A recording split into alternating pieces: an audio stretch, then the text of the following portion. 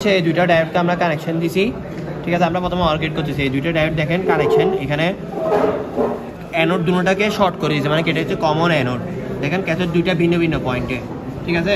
এখানে or gate করলে আমরা কি করব, যে প্রথম ক্যাথোডের পয়েন্ট ওইটা থেকে দিব যে ইনপুট, প্রথম ইনপুটটা কমন অ্যানোড, মানে অর গেট এই যে দুইটা অ্যানোডকে কমন করে দিয়েছি, সেটা এন্ড গেটের জন্য হবে না। তাহলে আমরা উল্টাই দিই, যেহেতু আমাদের উল্টা করতে হবে, তাহলে আমরা কি করতে পারি, যে এই দুইটাকে দেখেন কমন অ্যাড করে দিয়েছি, এই দুইটাকে ভিন্ন পয়েন্ট করে দিলাম, তাহলে কমন ক্যাথোড হয়ে গেছে। এই যে কমন ক্যাথোড হয়ে গেছে, কারণ অর গেটে আমাদের কেমন ক্যাথোডটা দরকার ছিল, ঠিক আছে। এই যে অ্যানোডে একটা ইনপুট দিলাম, দেন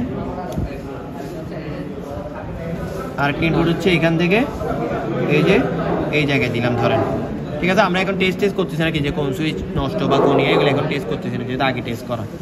দেন এখানে হচ্ছে যেখানে কমন ক্যাথোড আছে, কমন ক্যাথোড থেকে আমার কই যাবে, পিন যাবে হচ্ছে কোথায়, আউটপুটে যাবে, ঠিক আছে। হ্যাঁ, এই যে কমন ক্যাথোড, এই যে কমন পয়েন্টটা থেকে এখন যদি পাওয়া দিই, এই যে 0 0-তে 0, দেখেন 0 1-এ 1, ঠিক আছে, 1 0-তে 1, দেন 1 1 1। এটা হচ্ছে অর গেটের প্রিন্সিপাল।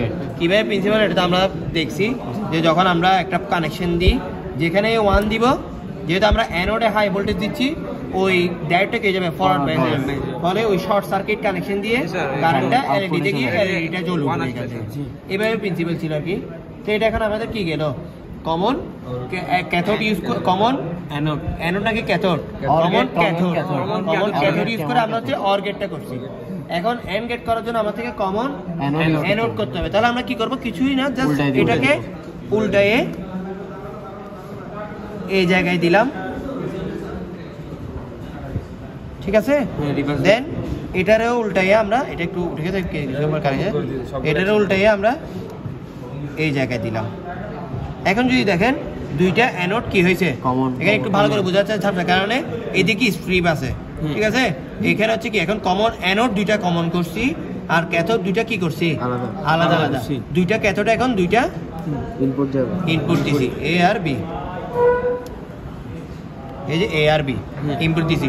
কিন্তু এতটুকু করলে তো হবে না, আমাদের কি করতে হবে, যে যে আমাদের যে কমন অ্যানোড আছে, কমন অ্যানোড এটা কমন অ্যানোড, হ্যাঁ, ওই অ্যানগেটের ক্ষেত্রে যদি আমরা হচ্ছে কালেক্টর থেকে হচ্ছে কোথায় দিব, এই যে আউটপুটে দিব, ঠিক আছে। তো যখন এখানে পাওয়ার দিব, এই আউটপুটে দিছি, তো আউটপুট এখান থেকে না, আউটপুট এখান থেকে কালেক্টর থেকে, ঠিক আছে। আমরা তো এখান থেকে দিছিলাম, এই যে কালেক্টর থেকে জ্বলতে হবে, তো জ্বলতেছে না।